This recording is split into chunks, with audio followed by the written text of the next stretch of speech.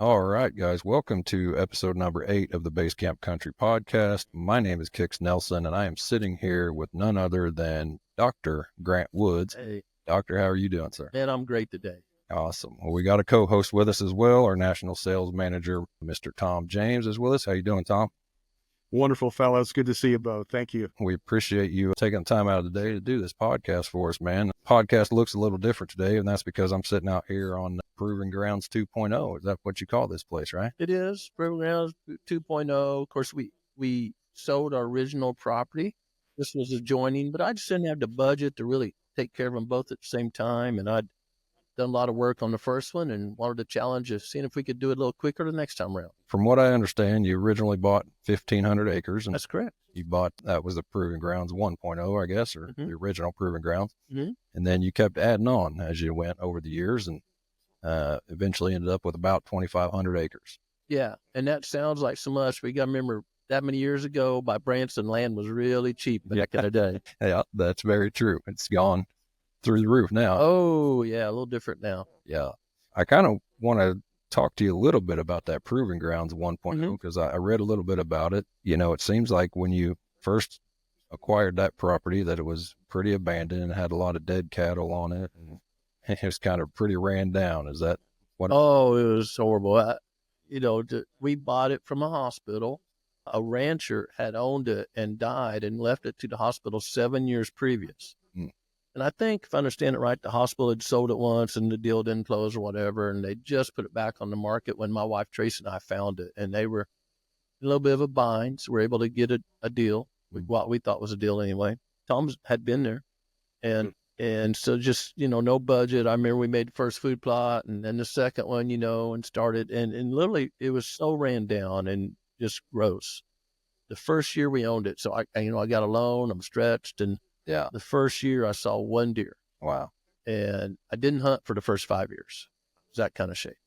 Dang. We're a land-based agency, right? That's what we really focus on at Base Camp Country is land. And so I'm really interested in that because a lot of people would see a piece of land like that and be like, no, I don't want to touch it. What did you see in that land that made you decide, hey, I think I can really do something with this? Tracy and I are both farm kids, so grew up on a little bit of land, right? She was a pig farmer's daughter from North Carolina, and I was raised about an hour from here. And so we wanted land. We were living on 13 acres in South Carolina. I had schooled at Clemson, finished at Clemson, and so, about 13 acres there. Thought we owned the world with that first 13 acres. Yeah. Hunted it, made big food plot. And anyway, we come back to visit my parents, and Tracy saw this ad.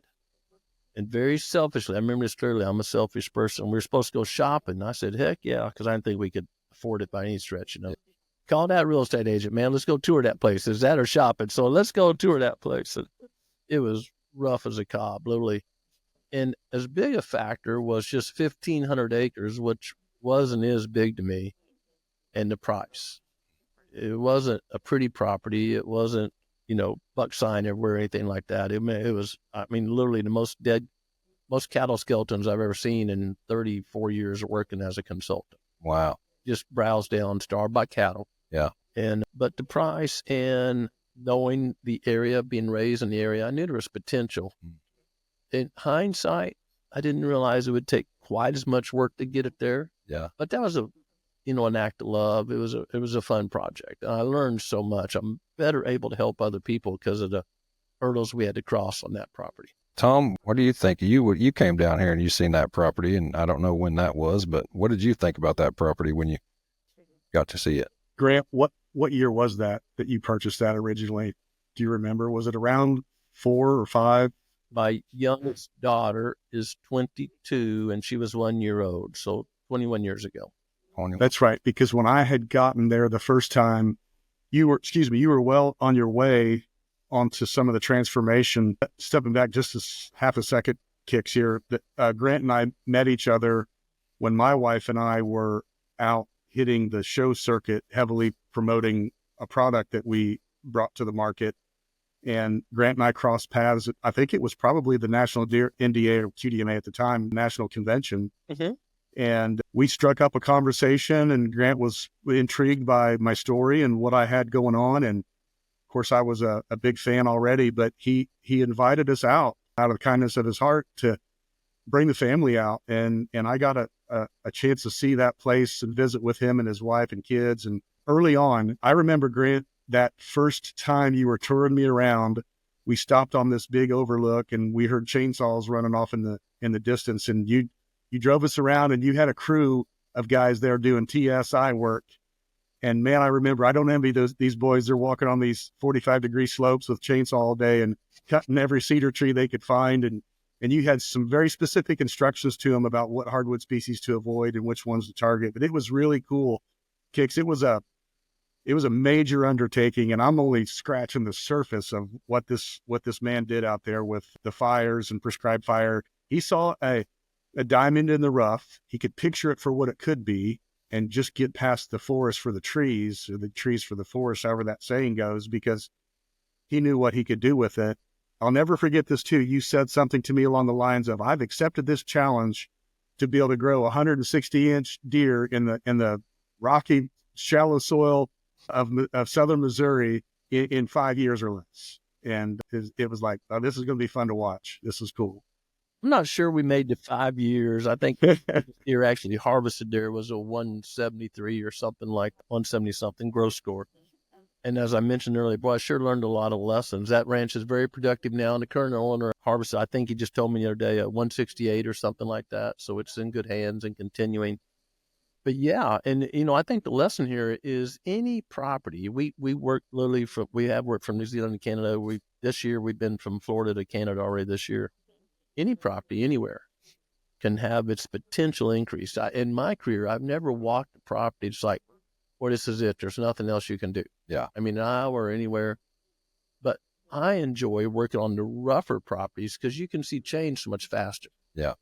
I've got a guy I'm going to go help in Iowa, and he just killed a 180. I'm like, oh, man, where do you go from 180? Yeah. But you can go to a rough property and make it, 10, 20% change pretty rapidly. Sure. So I really enjoy those properties. I'm going to phrase it this way, more in my price range. Yeah.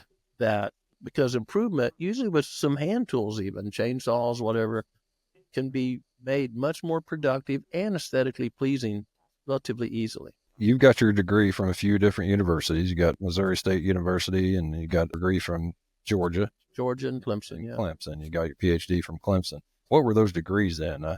Your PhD is in forestry services or something like that. Is that right? Mainly loafing, to be honest. Mainly loafing. I was never a great student. Yeah, Clemson was forest and wildlife resources. Okay. And the magic something that's really helped my career. I was at University of Georgia doing a master's PhD type program. And 2 years into it, Hurricane Hugo, just wiped out my study area. Wiped it out, laid it all to timber. It was catastrophic. And so I actually did not quite finish my master's there. And Clemson picked me up and pumped me right into a PhD program. And the advantage of Georgia's was and still is a great wildlife school. Sure. And a good forestry school, but those departments are a little bit separated. Where Clemson, they're combined. And so the technical information from Georgia, just great men that mentored me, Dr. Larry Marson, Dr. Carl Miller, that are still big names. They really took me under their wing and helped me hugely, and others too. But then Clemson combining forestry and wildlife. I would have not, whatever I've done, I would not have been as good a wildlife biologist if I had not had that combination. And too many people, plant a few food plots or whatever and call it good. And they ignore, in a lot of properties, 90+% of their land because it's covered with trees or pasture or something. And ignoring that other part is really limiting the potential of that property from a wildlife point of view. When you come out here on a brand new place and you look at it, and like in Southwest Missouri, obviously we're a big wooded area, right? Yeah. What do you think is the number one most important thing to get rid of the invasives, or what do you think is most important? Well, it's unfortunately, like always, it's the pinned answer. Seems like all biologists say that, and I do too. But what I like to do is look at the property, my property or wherever we're working, and then zoom out and look at the whole neighborhood, mile or two in each direction. And from a hunting point of view, I like to find the most limited resource in that area during hunting season. Resources pretty much being food, cover, water, okay? So if you're on a 10-acre property and there's bean fields all around you, but they're going to be cut, man, having the only food in the neighborhood can make that 10-acre property hunt like a much larger property. So my first goal always, no matter where we work, is identify the most limited resource in the neighborhood. And my first objective is to make sure that's there year-round, hopefully, but at a minimum during hunting season. Resources are, of course, going to change throughout the year. In ag country, food everywhere. Once those combines go over, food becomes a limited resource in ag country. Sure. So, and then if possible, I like to have the Waffle House and the Hampton Inn on that property. I want 24-hour food and great lodging on that property. And then if I have enough room, I want to replicate that in ways in a pattern where hunters can approach, hunt, and exit without alerting deer. There's a lot of plans out there that are great, but they forget the hunter side. It doesn't matter how many deer are eating or sleeping there if you blow them out every time you walk out there or ride out there or whatever. So yeah, I like to really put it all together. Come up with a whole game plan. That's kind of what Tom does. He, he's a landscape architecture degree, and he puts plans together like that for our customer. Yeah. At a much more moderate and innocent approach than Dr. Woods does. I don't know about Tom. Oh yeah. Come on. No, it's been fun though to leverage the design background that I have. It's kind of designing with an intent. So a lot you check off the checklist of what A to Z, food, water, cover, but also just like you said, Grant, is the huntability of it. I'm probably a guy that errs way, way on the cautious side of deer. I respect their ability to hear, smell, and detect you so much more than I think most guys that I hang around with. So I try to be an invisible subject coming and going. And the more that you can create that into your planning, in Indiana here, we're dealing with, as in most Midwest states, smaller parcels, 40 acres or less. A lot of guys are hunting 10 to 20 acres. Sure. And if those deer sense your presence coming or going, now you can see deer, but a mature buck is only going to tolerate you a few times bumping him and disturbing his rest and his daily comings and goings before things start changing. So a fresh property is a good property. And I like to think in terms of designing it to keep it fresh as possible. Yeah, sure. We all love that first day in the stand, right? That first set at any one place. Our hopes are so high. And, so yeah, how to approach hunt and exit's a big thing. So on our property, I mean, man, we trap. We're still doing a lot of TSI. We burn. My wife, bless her soul, loves to have her girlfriends out during the pre-rut for whatever reason, walk all over the place, So I really feel very strongly it's whatever deer are conditioned to that they accept. And I tell people all the time, man, if you're like us, if you work on your property and you're in a particular buggy or your pickup, whatever, or, we all know about the farmer, right, that drives and always says, I see big bucks all the time, excuse me. Yeah. And then you go there and, see him, well, they're so conditioned his pickup or whatever he's using that they ignore it. So whatever you're doing, keep that a constant. If it's no one's been on the property for a while, goodness, don't go in their open day, blitzing all the trails in a buggy. Yes. It's what deer are conditioned to. So I've worked on some DOD contracts, Department of Defense, and many times over, we just talk about your children shooting trap. Many times over, I've seen, a pile of deer just downwind of a military range with 150 of our best out there shooting automatic weapons. Right. And they're yards, just a few yards, always on the predominant downwind side, because got to remember, gunpowder is a high percent nitrogen. So where the wind blows, a lot of that powder smoke is going to be more fertilized on the upwind side. And of course, the military never shoots at deer. I'm sure that guy going to stockade if someone pulls up and says, hey, I think I'll just see if I can hit a living target, Yeah. And then my daughter's also shot a lot of trap. I mean, we traveled the country shooting trap. I miss those fun days. And I always I have an evil heart. Tom's a good guy. I have an evil heart. So I always wanted, after a while, you kind of know which teams are competitive or, your kids are going to be up against at a high level. Yeah. And I always want to go about 100 yards right past their trap house. Team so-and-so is shooting trap house 41. Go there at night and spread a bunch of corn because I've seen deer shooting dead downrange. Really? And there literally be over 2 million rounds going that weekend, literally. I mean, I'm not throwing a number out, literally. Yeah, okay? Right. And the deer figured out that the pellets, the largest you can shoot at official trap is 7.5. So they don't carry that far. Yeah. And there's always grass, right? You're not shooting into a tree background. And it's super fertilized. There's some ragweed, whatever out there. And many times I've seen deer standing right where the kids are shooting, and it boogers them up. So my kid's a deer hunter. They're probably trying to hit it. Oh, Dad, why not? We're not old for that. So, I mean, you think about 1,000,000 rounds going off at a trap range over a weekend, but there's people that are practicing, locals, whatever, every day of the week. Sure. Hearing shotguns go off is nothing to those deer. Just get used to it. Yeah, they're to it. Pavlov's dog. It's just Pavlov's dog again. I'll be darned. What's your opinion on that, Tom? You agree? Like, 100%. Is something else too. When you always hear that the property's been unhunted for 5 years or what have you, that the previous owner allowed nobody to hunt. I hate to say it, but there's probably some local yokels that knew that, and we're coming in the backside, and you'd be hard pressed to walk about any woodlot in the Midwest and not see an old tree stand or the bark missing up and down trees where the climbers have been going, those kinds of things. But if you truly have a property that hasn't had deer harvested off of it to a good degree, and it has all the right ingredients, there's no doubt you could probably, just by the odds, happen to have a mature buck or two in there that's got some years on him. But you probably have a high doe density. You probably have a lot of social stress and the different things going on there with high reproductive rates and things like that. Man, Kicks, if there's one thing that I've learned on my own farm over the years is that you truly, when you improve the habitat, you also have to be prepared from a management aspect to put the work in and keep your doe numbers in check. Now, this doesn't go for every piece. And of course, EHD and various stresses and environmental conditions will affect this. But I need to take at least 10 does off my property this year. Last year, we took 5 or 6, and it wasn't nearly enough. So, there's more to just sitting in a stand and enjoying it and waiting for a big old buck to stroll by. There is some work to do if you want to maintain the quality that you have. And you do definitely draw in deer from surrounding properties, and they'll set up shop and stay. As long as you've got the goodies, they're going to be there. So what's that ratio? What do you want your ratio of does to bucks to be on any given property? I'll jump on this if that's okay, Tom. At least take a Absolutely. So when I was going through, finishing up my last degree, and now that I've been on this side of the desk of it a few years, adjunct professor and whatnot, I understand it. But the professor knows if they're going to pass or fail long before they come to the prelims or written orals or anything like that. Sure. So you're trying to figure out, what can I really give this kid heartache over?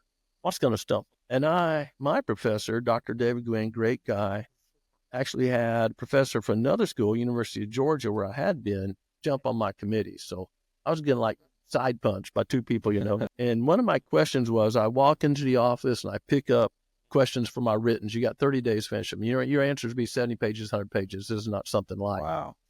And one of my questions was, what was the demographics or sex ratio and age structure of a whitetail deer herd pre-European settlement? And I remember almost crying in that office, like, no one can answer this, right? I mean, they really want me to fail. There is no accurate answer for this. Right. And my good professor, hey, calm down. We just want to stretch you a little bit. You're figuring this out. You got 30 days. See you later. Bye. Yeah.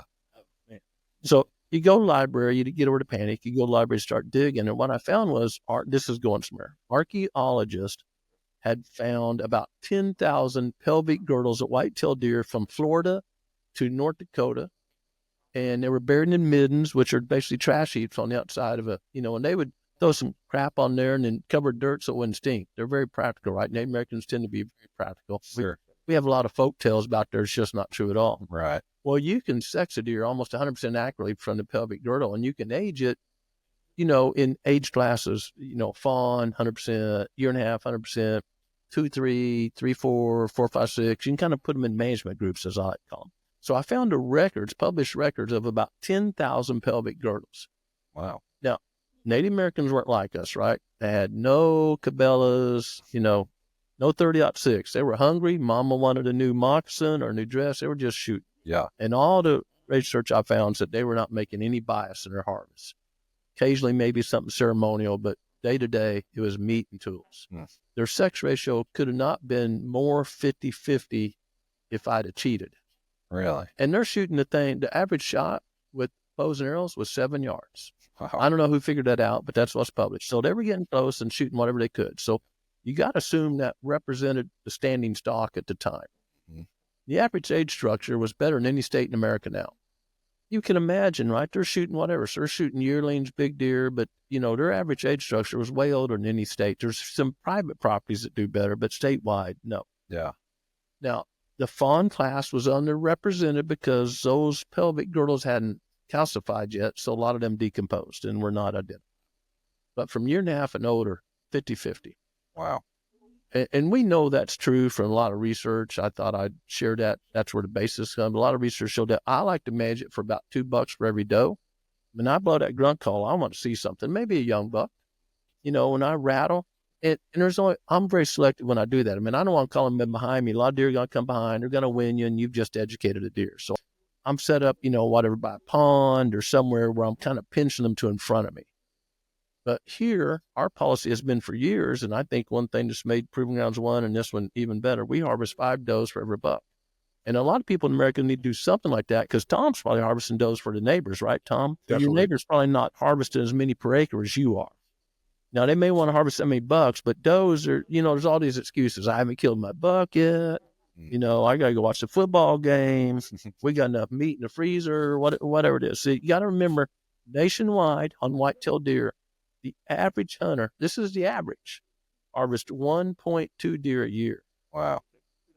Georgia, state after state. Georgia, you go buy a license right now, you get 12 deer tags, $2 and 10 does. No kidding. Many states have unlimited. Coastal Plains, South Carolina, it's landowner permits, but if you can kill 500 a day, more power to you.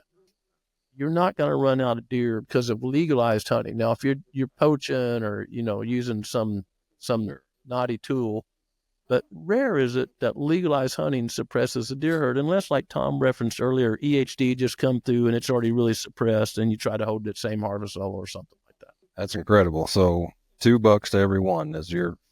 I want on the hoof. Yeah. So, and can I clarify one thing? You got to redirect me. I'll get in a rabbit hole here. No, you're fine. You hear all the time, I know Tom hears it, boy, I got 10 does for a buck out there or something. Folks, the biggest age class, if we've got an age pyramid here, the biggest age class is fawns, unless some real funky disease or predation's horrible or something like that. And they're 50-50. We know, I myself have processed over 10,000 deer fetuses. We know without a shadow of a doubt from harvested does that fetuses are born 50-50. We consider 48 to 52 very skewed. 50-50. God builds these at 50-50. Wow. So the whole herd, if your biggest age class is 50-50, and we've done this math, other scientists have too, and then you harvest every 2.5-year-old and older buck after that. Every one. Pre-hunting season, the most it's going to be skewed is 3.3 to 1 because the fawn class is so big. Really? But people see, button bucks and short spikes. Oh, they're all does. They're all does. That's just not the case. That is incredible. I just got fed full of knowledge. I really appreciate that. I did not know that. Most people say I feed them full of something else. So I'm glad you're kind with that word there. Oh, that's fantastic.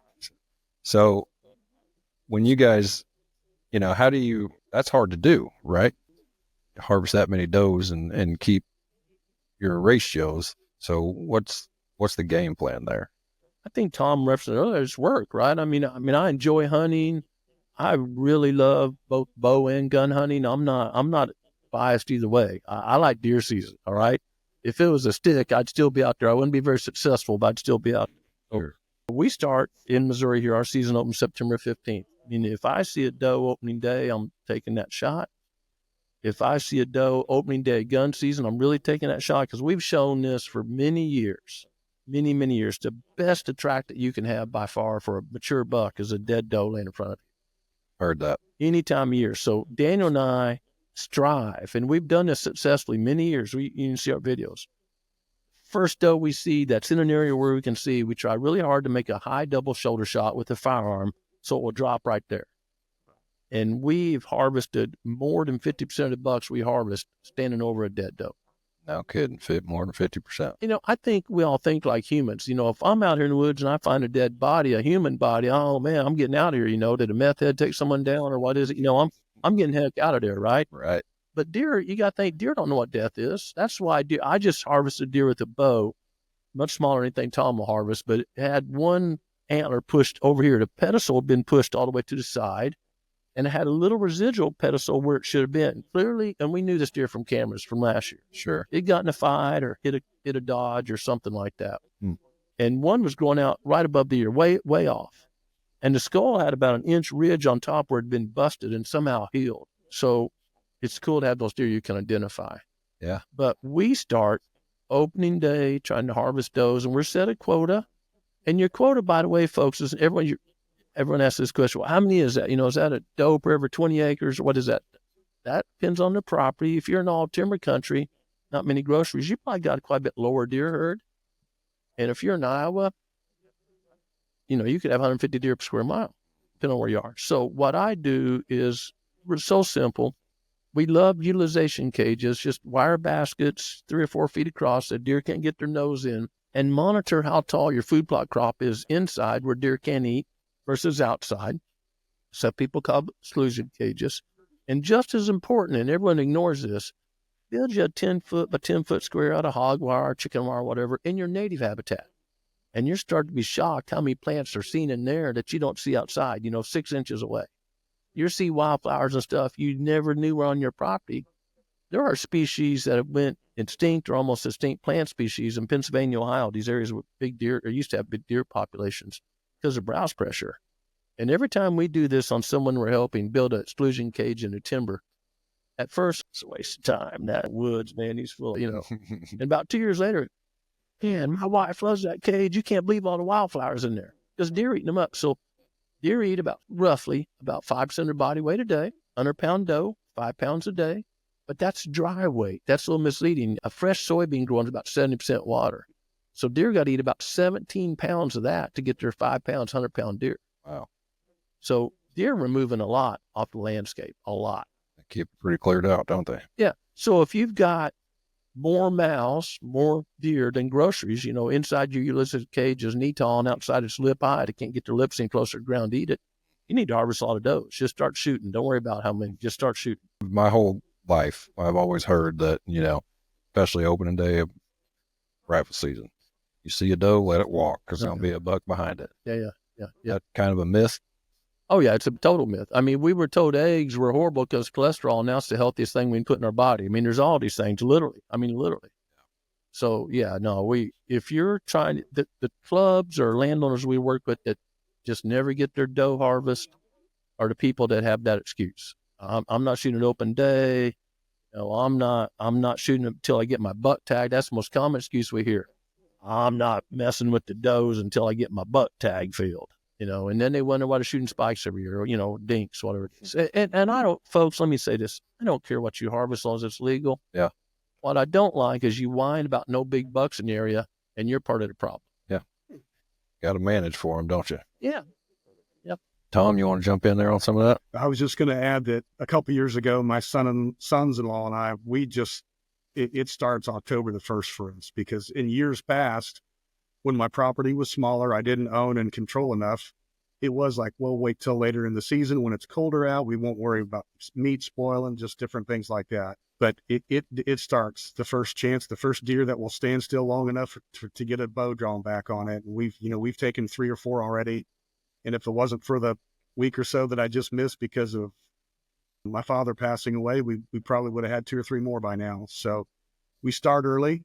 And we don't buy into those excuses because I'm thankful. I'm really blessed that I have a couple of young men that see the vision and understand what it takes to get there. And they know the work is a whole part of the sweat equity process is enjoyable. And shoot a doe in the first week of November when the bucks are chasing the does. Big deal. You're still going to see bucks. We're still going to have a great time. We'll get it in, get it out. Just like Grant said, our Kubota tractor putting down through the woods is a very familiar sound. We're not going to chase any bucks off. They'll be there tonight. And we make it part of the process. Yeah. It is what it is, and that's who we are. I think I agree with you 100%, Tom. And I think one of the things I'm really striving for is I think the greatest role of a hunter, and hunters play all kind of great roles, right? Damage control to crops, reducing deer car accidents, many roles we provide for society. And we pay to do that. It's amazing. Yep. But one of the biggest things we can be is a provider of high-quality protein for our family. And so I was really fortunate to run into and get to visit with Dr. Stefan Van Vliet. And he's a world-class nutritionist at Utah State. He was at another school before then. And he's not into protein and digestible fat and sugars, all stuff like common guys like me might think about, although you can look at my belly, no, I don't think about a lot. But anyway, he's into about 500 phytonutrients, and these are really specialized, relatively new things that come from plants. And we thought you can only get them from plants, but it turns out, especially ruminants, cattle, deer, moose, stuff like that, can take those in and not alter them, and they're being the meat, and you can consume them from meat. So I was talking with Dr. Van Vliet, and he told me that he was in Hawaii at a conference something, and, fallow deer are not native there. They were brought in as a meat source way back in the day, that God created Hawaii and New Zealand, a couple of islands, as bird sanctuary. There were no mammals there, subspecies of bat, none. Okay. And so fallow deer are a problem there, and they're an invasive species. And someone had harvested fallow deer and said, boy, this meat, I don't know, man, my family, we feel good, whatever. So he brought it back to the lab and tested it. And heretofore, before that, the most high-value meat any human knew of that can consume was wild-caught salmon. You can live totally on wild-caught salmon. You don't need a vegetable or anything else. You can live on wild-caught salmon. Salmon this way, salmon that way, but you can live on salmon. Yeah. The only thing that's ever tested higher is that fallow deer.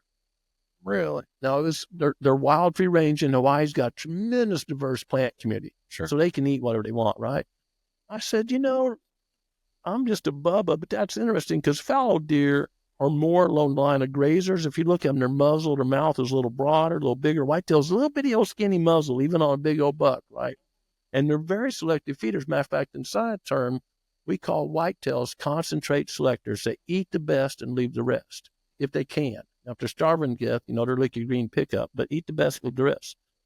And you've seen this a lot. A deer, Tom's in ag country. A deer walks in ag country. They don't just stand there and eat all the soybeans at their feet. They eat this leaf, eat that leaf, and through smell and photoinfluorescence or reflecting back in daylight, they can tell this leaf is slightly more nutritious than this leaf. This one had an insect bite. It's not going to be as good. All right, okay. So I explained that to Dr. Van Vliet, and I said, I'll tell you what, why not send you about 15 or 17 liver? A lot of stuff happens in the liver, right? And loin, that one hurt a lot. Sending samples of loin hurt a lot. But yeah, you don't want to get rid of those. And these are very expensive tests, so we're still looking for a little funding if anyone's interested in supporting this research, but I have got some money to pay for some of it, and it's shocking. For common stuff, this is low-level stuff, but our omega 6:3 ratio is some of the best ever tested to man, period. Right. This is a common white-tailed deer out of the Ozarks here, folks. This is not soybean country. There's not a combine within probably 80 miles of where we're sitting right now. No silos, no combine, no grain trucks going down the road. Our John Deere dealership sells a whole lot more lawnmowers than they do tractors, probably, Yeah, that's a fact. So I'm so excited about this research. And I'm not making money off this. This just cost me. There's nothing here.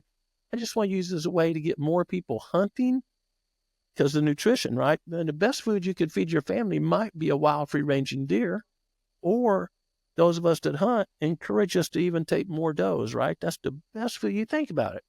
The best food we can put in our bodies in your backyard or Granny's back 40 or whatever. Yeah. It reminds me, I'm rambling again, but there's an old Jeff Foxworthy video. I remember it a few years ago. I think he had his buck teeth in, like he used to wear or whatever. And he's standing by this old ratty trailer or whatever, and, and he's putting on a skit. And he says, my wife don't understand. He's got this little whiteboard nailed to a tree. I spend X on a lease and X on, my gun or whatever. And I brought home 50 pounds of venison last year. And if I do the math, it was only $800 a pound. And I'm feeding her the very best meat on the whole street. It was funny, but it turns out it's true, right? Sure. Yeah. Yeah. I always say venison's the most expensive deer meat you can get, but it's best. Tom knows this. A lot of people may not know this. I've had 2 kidney transplants. I've been a transplant patient for 32 years. So every year I go to the Mayo Clinic, I've been blessed with great health. Wow. But I go up there and I have to meet with the dietitian, what are you eating, and I said, well, wildlife biologist, I eat a lot of venison. And sure stop right. Oh, that's the best stuff you can put in your body. Really? And then I admit the truth. Well, I also put ice cream and, Not just venison. Yeah. But she is so excited. Yeah. It really helps out with health and everything else, doesn't it? Yeah. Well, I've been blessed. I'm 32 years out of a transplant patient, so I'm on the other side of the curve, which is not a good side to be on, right? Life's not looking real good here on the odds. But anyway, deer, again, are such selective feeders.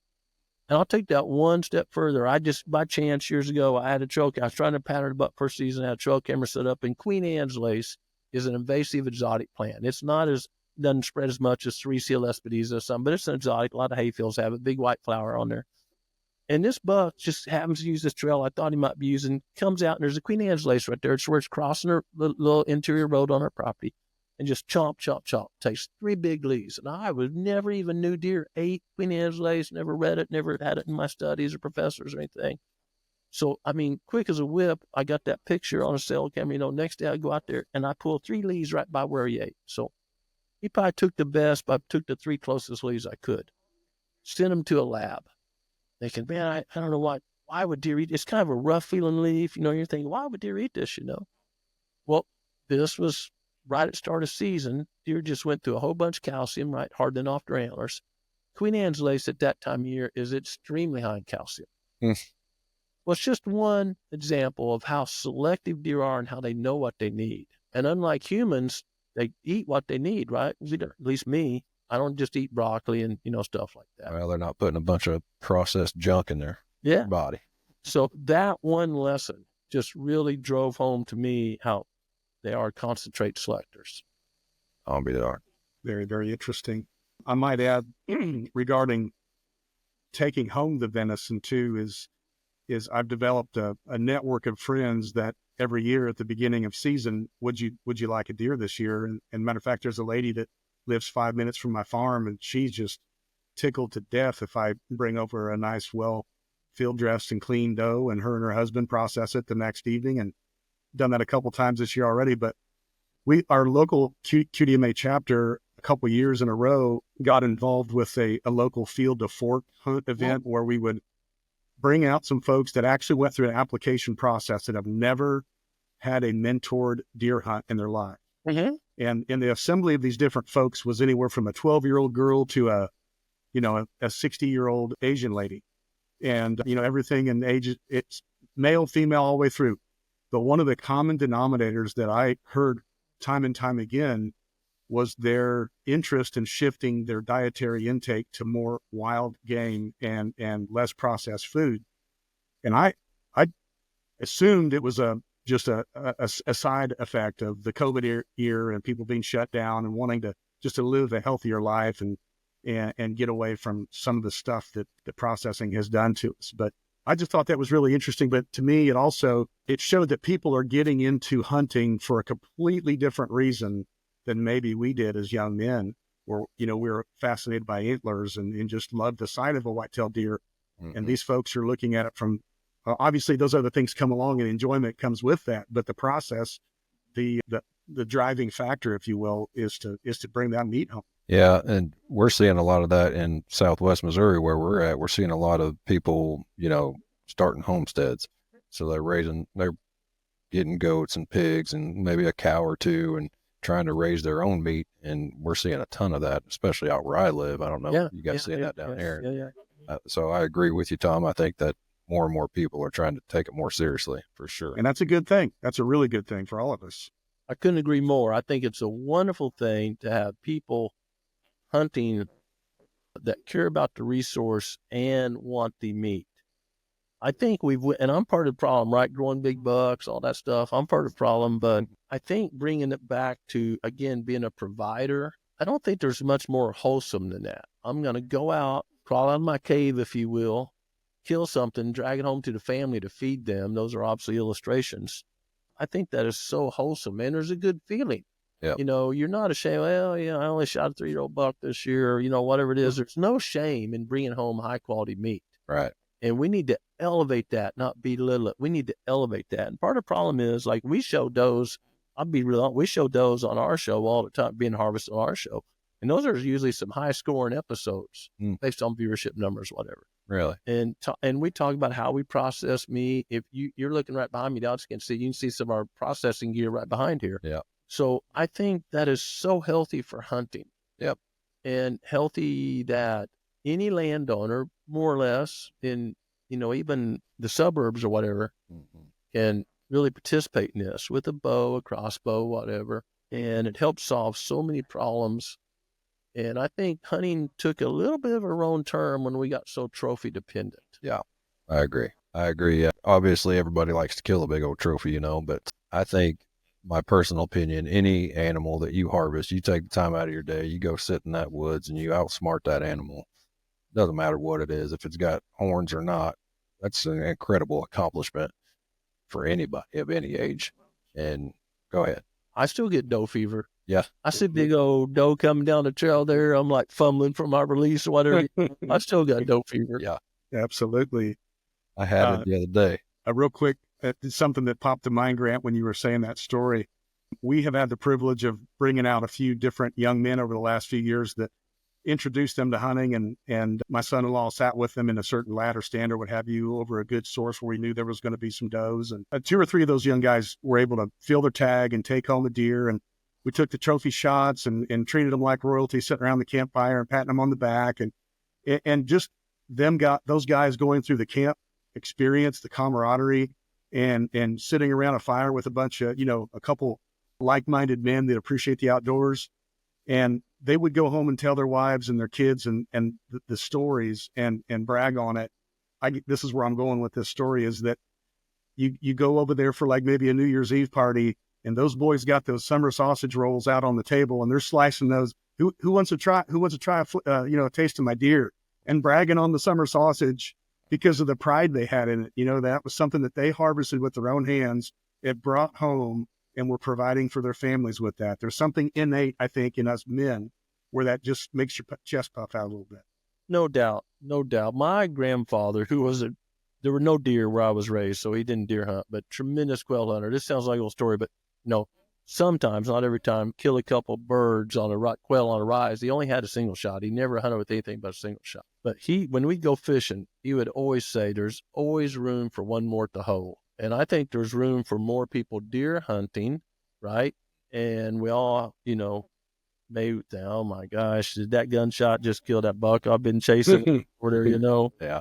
I think that's not a healthy attitude. I think, again, and I like seeing big antlers too. Obviously, I like seeing big antlers, but sure, bringing more people in and being inclusive, stopping all this, putting people down. Oh, you hunt the crossbow, whatever it is. We got to stop that. That's one thing. I've made a lot of errors in my career, but I don't care if it's a legal weapon, man. I don't care if you're using a slingshot if you're effective with it. Sure. And for people that don't find that a challenge, I would advise you put that training wheel bow down and I shoot a compound and grab that recurve. It'll make you humble. I shoot a recurve too. And at least for me, it'll humble me really quick, right? My effective range gets a whole lot shorter real quick.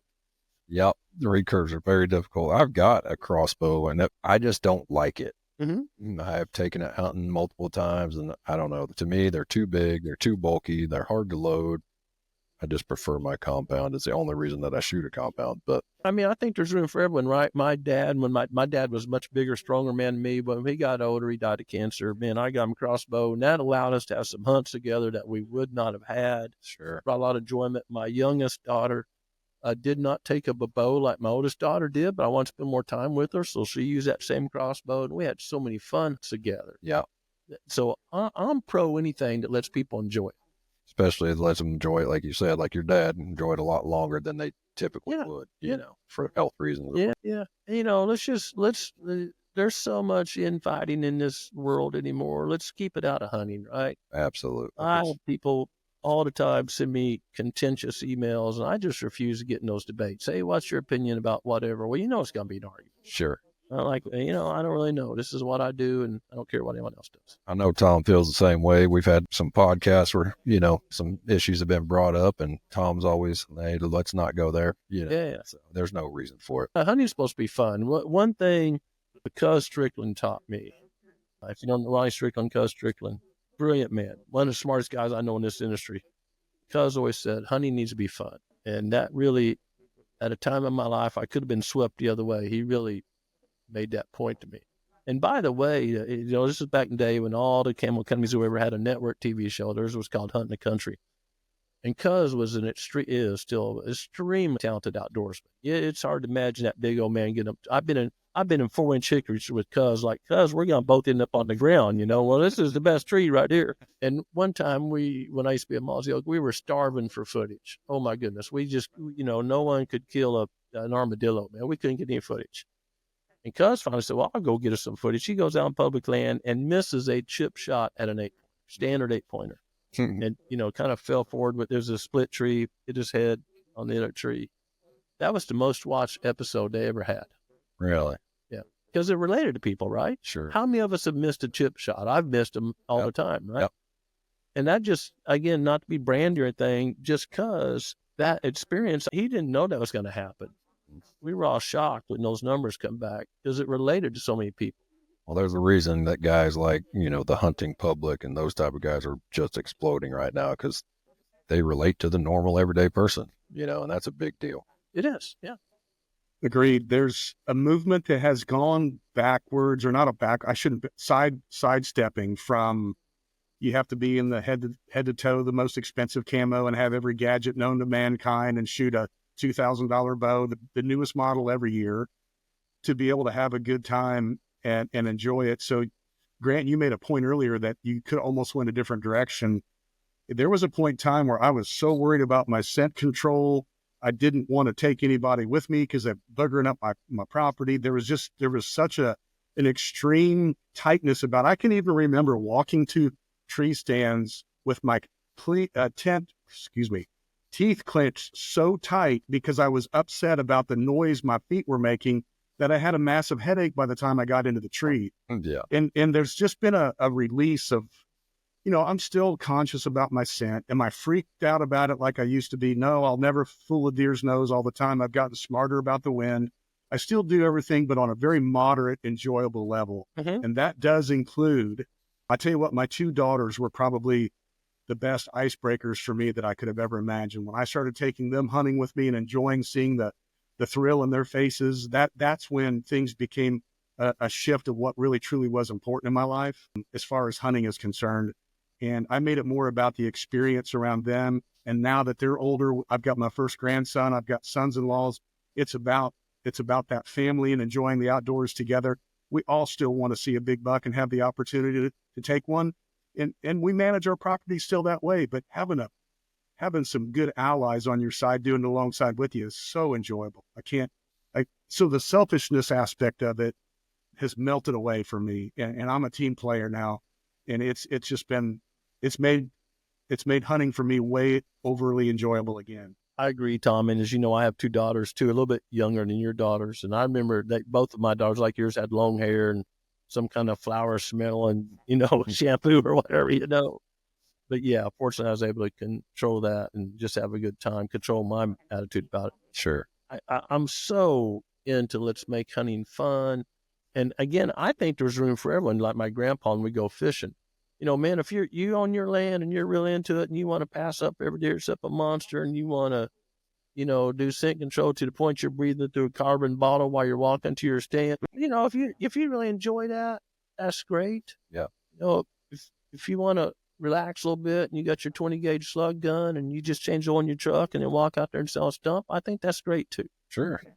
Whatever works. And I got no product to sell out of that. I'm just telling you, the world record black bear, 880 pounds, was killed by a first-time hunter with a 20-gauge slug gun sitting on a stump. As his first hunt, and was buddies to him, say, hey, sit on this stump in North Carolina, world record black bears from North Carolina. Wow. Sit on this stump, you see a bear run by, and the guy's saying, I'm not, gar hole him, you're not going to see anything here. And the dogs brought the bear, dog hunting's legal in North Carolina, brought the bear by, and he swung and shot and hit the thing right in the ear.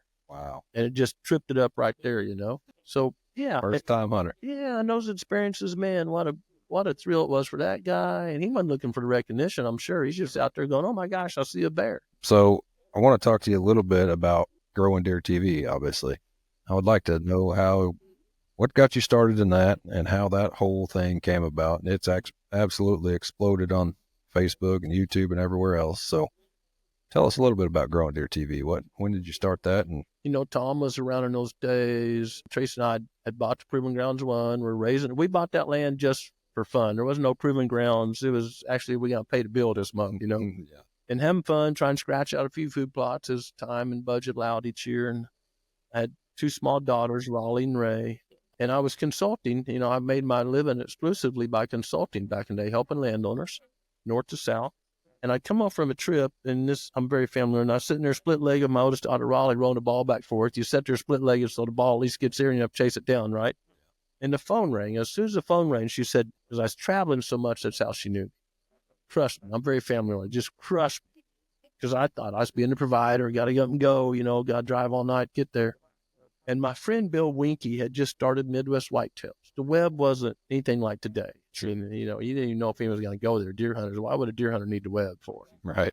And Bill and I have been friends forever.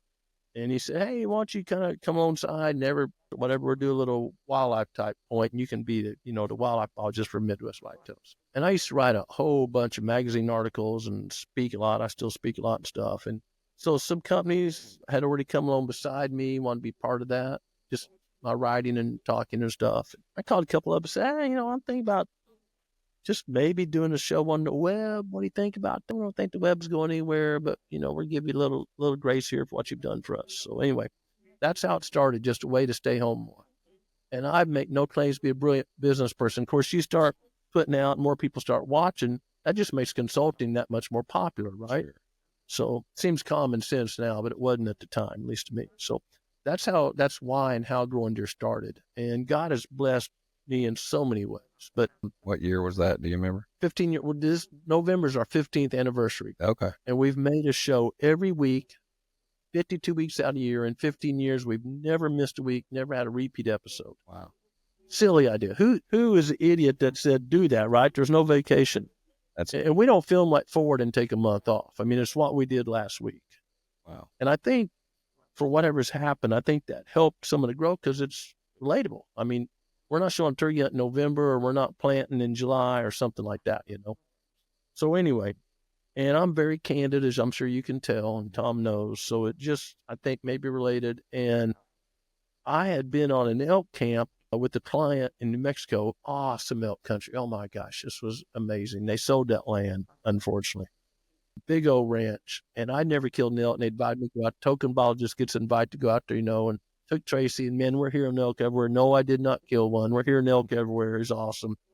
And I met a guy. I'm a hunter. Like if I'm there to hunt, you know, I go to bed on hunting. There's one guy, a bunch of other outdoor riders there, and they all had video guys with them, whatever. It's just me and my wife. They'd all be at the other end table, you know, kind of telling some crude stories and consuming some adult beverages. I'm like, man, I'm eating and going to bed, you know. And one of the cameramen come down. His name was Blake Porter, best cameraman I've ever known, best editor by far. He's retired. And then again, a little bit later, just coincidentally, I met him on a project in Georgia. And he's a brilliant guy. And then we got the idea to start growing deer. And I've never edited 2 seconds footage in my life, literally. And I called Blake up, say, hey, what do you think about this? He's out of the web. I ain't going anywhere. I said, how about I just pay you this guaranteed salary for a year? I may make it, may not, but I'll commit to you and your wife for this amount of money for the year. So he did. And I think one of the reasons Growing Deer ever got out of the gate was Blake, because he knew he could take our really out of focus, shaky footage and make something out of it. Yeah.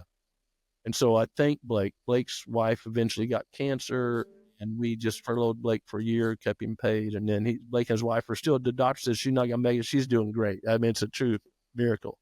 Love those folks. So anyway, so we just had great people. You met Daniel and Jamie here. Jamie's been with 18 years. Who keeps employees 18 years anymore, you know?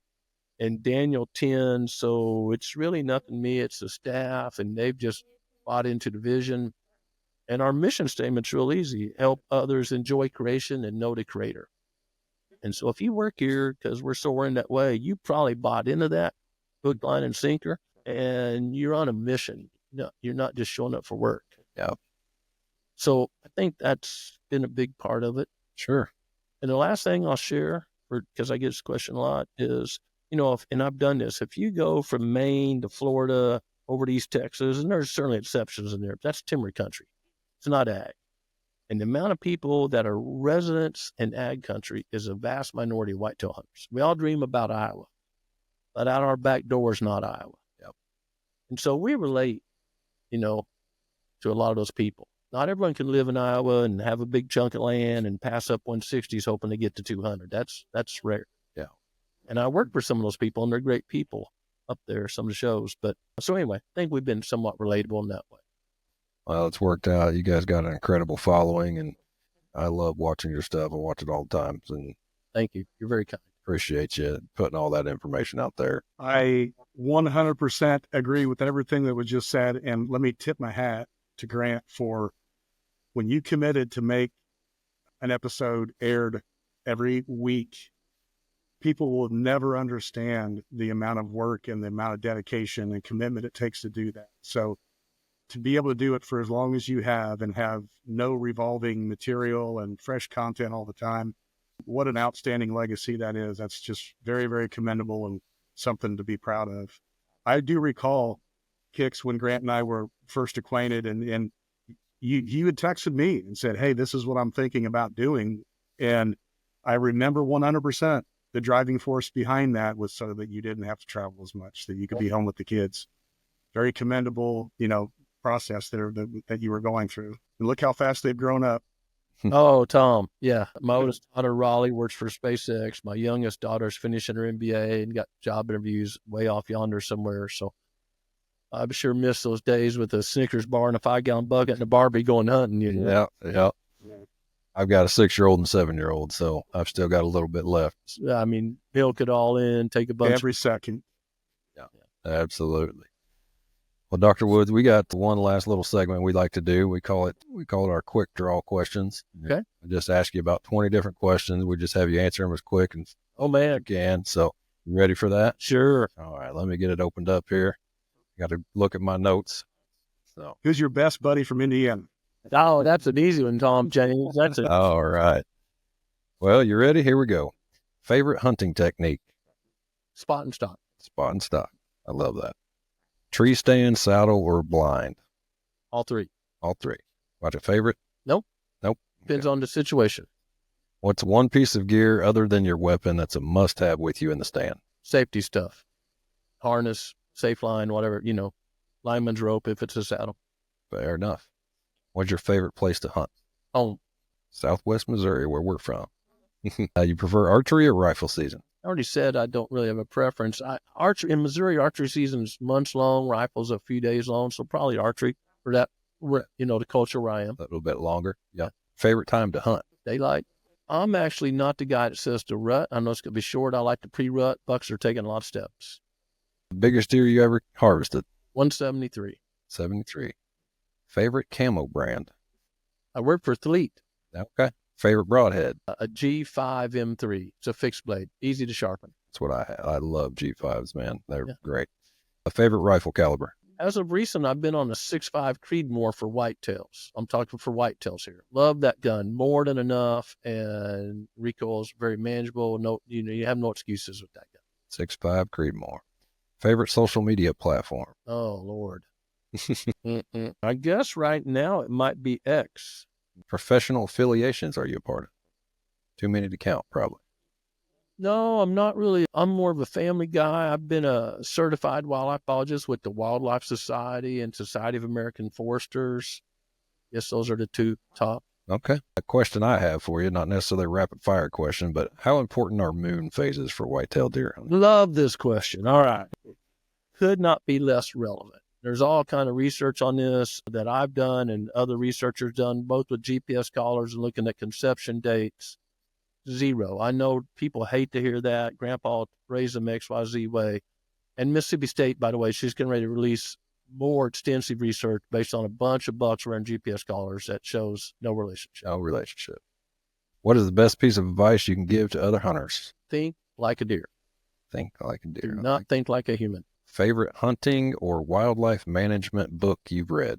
Aldo Leopold, Sand County Almanac. Where do you see yourself and growing deer TV in 10 years?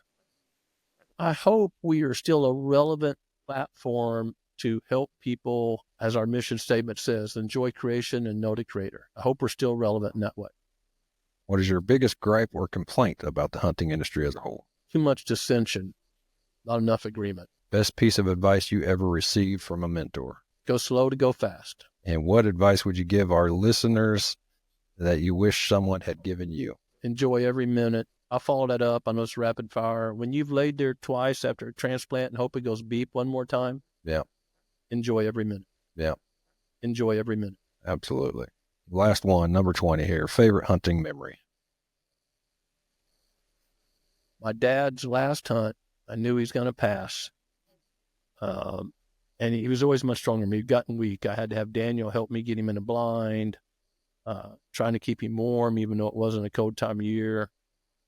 I had made sure his crossbow was, I figured this is his last hunt ever. And a 2.5-year-old buck come out that would have made most people, this was a 2.5-year-old buck cooking on all 8 cylinders. And he missed by about 3 feet. Mm. And he turned to me at the great big, my dad had, when everything was good, I was raised in a very poor family. So when things were really good, my dad had a big toothy smile. Mm-hmm. Turned to me and gave me that big smile, and I knew it was all okay. It wasn't, oh, I missed that deer or anything like that. It was happy. Everything was okay. There you go. I love that. That is fantastic. That's all the rapid fire questions I have. Made it. Well done. You got any, Tom? No, I'm just enjoying hearing his responses. It's been fun. Awesome. Well, I think we got a pretty good episode here, and I think we can wrap it up. If you guys are good, you got anything else you want to talk about here? Hey, be safe out there this fall, literally, and do take time to enjoy creation. Don't miss that. Don't be so stressed out about punching a tag. You miss that. Awesome. Tom, any final thought? Lost one of my best friends to a tree stand fall, and I've known several others that have been permanently maimed because of them. A lot of guys are a little selfish about that, and just you got to kiss your wife goodbye and kids in the morning, and you want to see them that evening. Wear that for them, not for you. And yes.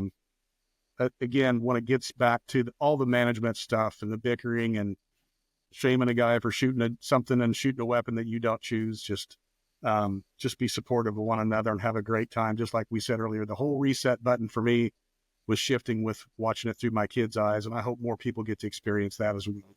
Yeah, absolutely, Tom. Absolutely. Well, Dr. Woods, thank you very much, man. I appreciate you having me come out to your place. It's beautiful, and couldn't thank you enough for letting me come out here and do this. Well, thanks so much for letting me be a part of y'all's podcast. I really enjoyed it and hope our paths cross again. Absolutely. Thank you very much. Guys, how can people follow you on Facebook? I think whatever your search engine is, if you just put Growing Deer, you'll find us out there somewhere. Growing Deer TV, Facebook, YouTube, wherever. Get on there and follow Dr. Grant Woods. And guys, don't forget to give us a follow at Basecamp Country as well. You can visit our website at basecampcountry.com. And as always, tune in next week for our next episode. And don't forget, at Basecamp Country, it's more than just dirt. It's a lifestyle. We appreciate you guys tuning into this episode. And we will see you guys again next week.